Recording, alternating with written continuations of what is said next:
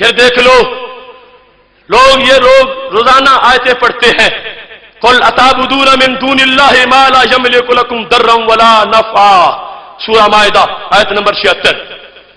کہتے ہیں تم ان کی عبادت کرتے ہو جو مالک ہی نہیں نفع کے نقصان کے۔ میں پورے وثوق سے کہہ رہا ہوں جو نفع نقصان کا مالک نہیں ہے وہ بت ہے۔ میرے نبی علیہ السلام کی شان یہ ہے، 2 جگہ آئے قرآن میں، 2 جگہ رب نے بتوں سے جدا کر کے شان جو واضح کی تو کیا فرمایا؟ سورہ اعراف آیت نمبر 188 فرمایا قل، میرے نبی کہہ دو، لا املک لنفسی، میں اپنے لیے نہیں مالک، نفع ولا ضرا، نہ نفع کا اور نہ نقصان کا، الا ما شاء اللہ، فرمایا مگر جو رب چاہے میں اس کا مالک ہوں۔ اب پہلا حصہ جو ہے وہاں سے فرق نہیں ظاہر ہو رہا تھا، وہ ویسے ہی آیتیں بتوں کے لیے بھی ہے، لیکن الا ما شاء اللہ یہ آراف میں بھی ہے، یہ سورہ یونس میں بھی ہے۔ سورہ یونس کی آیت نمبر 49، آراف کی آیت نمبر 188۔ اللہ کا مطلب کیا ہے؟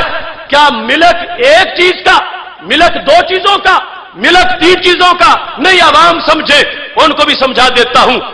لا الہ الا اللہ، جب لا الہ کہا تھا تو ہر ایک کی نفی ہو گئی تھی۔ اللہ سے کتنا بڑا ثبوت آیا اللہ کی ذات کا۔ اللہ اتنا بڑا کام کرتا ہے، لا الہ سے ہر ایک کی نفی ہو گئی، الا اللہ سے جو ثبوت ہوا تو شک باقی نہ رہا، رب کی ذات کا ثبوت ہو گیا۔ میرے نبی علیہ السلام کو رب نے کہا تم کہہ دو میں مالک نہیں ہوں مگر کیا؟ الا ما شاء اللہ، رب جو بھی دے میں اس کا مالک ہوں۔ تو کتنی بدبختی ہے کہ آدھی آیت پڑھی جائے اور بتوں کے ساتھ ملا دیا جائے اللہ کے نبی کو معاذ اللہ۔ رب اللہ سے استثناء کر رہا ہے، فرمایا ان کا معاملہ یہ ہے کہ انہیں میں مالک بنایا ہے، میں نے صرف اتنا بتائیں گے یہ کہ میں خود مالک نہیں بنا، مجھے رب نے بنایا ہے۔ الا ما شاء اللہ، یہ کس کے بس میں ہے کہ حصہ کاٹے؟ اگر نہیں کاٹ سکتا تو پھر اسے ماننا چاہیے کہ وہ اور ہے جو نفع نقصان کے مالک نہیں ہیں، یہ وہ نبی ہیں جن کو مالک رب نے بنایا ہے۔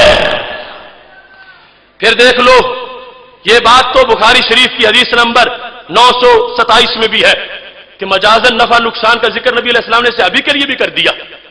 فمن والے یا شیئا من امت محمد صلی اللہ علیہ وسلم فاستطاع ان يضر فی احدا او ينفع فی احدا، وہ جس کو رب نے حکومت دی ہو وہ کیا کر سکتا ہے؟ یضر فی احدا، کسی کو نقصان دے دے، اور ينفع فی احدا، کسی کو نفع دے دے۔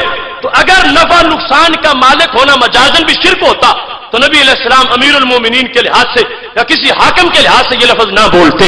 آپ کا حاکم وقت کو نفع دینے والا اور نقصان دینے والا کہہ کر یہ بات آپ نے واضح کر دی کہ حقیقتاً رب مالک ہے، رب کے دینے سے رب کے بندے بھی مالک بن جاتے ہیں۔